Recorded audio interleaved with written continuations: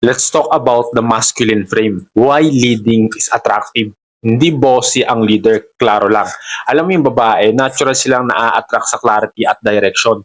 Hindi sa pagiging bossy o controlling, kundi sa pagiging decisive.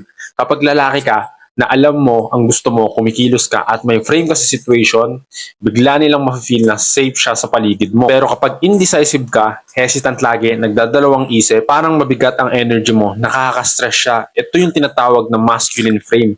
Hindi mo kailangan maging dominant sa lahat. Kailangan lang malinaw sa kanya at saan ka papunta. Lead the moment. Sa simpleng date, sa usapan, o kahit sa hangout. Take initiative, suggest, guide, decide.